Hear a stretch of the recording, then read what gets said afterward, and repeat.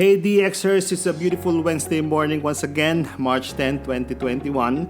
In my last episode, I talked about how to map your business processes to an ERP solution.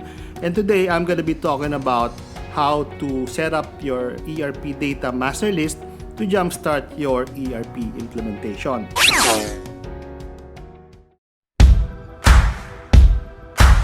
Welcome to the Digital Transformation Academy. My name is Dennis Hilario and I'm here to help you in your digital transformation journey. Let the show begin.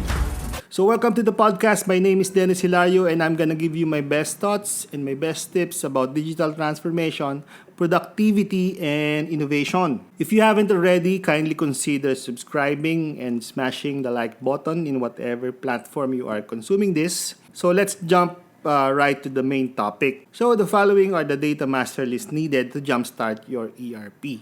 So first is the chart of accounts. That's the main or the heart of the ERP. So if you're not familiar with chart of accounts, then kindly check out my Accounting Starter digital course for basic accounting knowledge. Just go to accountingcourseph.com to start learning. And also, you can check out the below description box, so you may also download the standard chart of accounts. So second is the customer master list. So this will serve as a subsidiary of your accounts receivables and tag your sales invoices, sales reports to a particular customer. Also, in the below description box, there's a template about the detailed description of other information needed to set up your customer master list and all the master lists that will be discussed in this episode. So the third master list is the vendor or your suppliers or your payees. So same as customers, this will serve as the subsidiary of your accounts payable and tag your vouchers, your check payments to a particular payee. So the fourth master list is the bank accounts.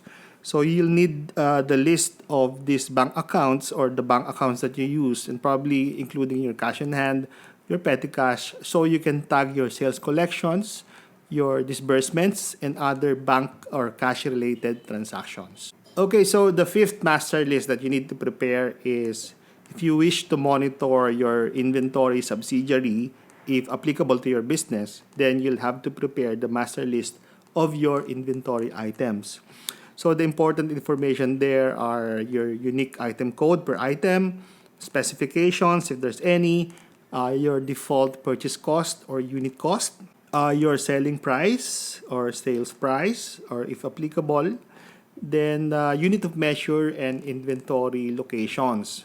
So this doesn't necessarily be your merchandise items. It can be raw materials, it can be spare parts, consumables, office supplies that you wish to monitor the inventory. So the sixth master list is the fixed asset. So this is a list of fixed assets that you might have, like company-owned vehicles, computers, furniture, and fixtures. So it's also important to tag their remaining life or lifespan and their net book value to date.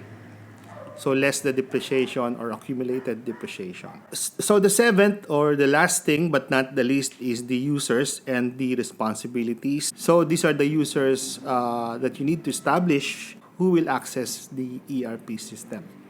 So this is basically the mapping of users in your organizations.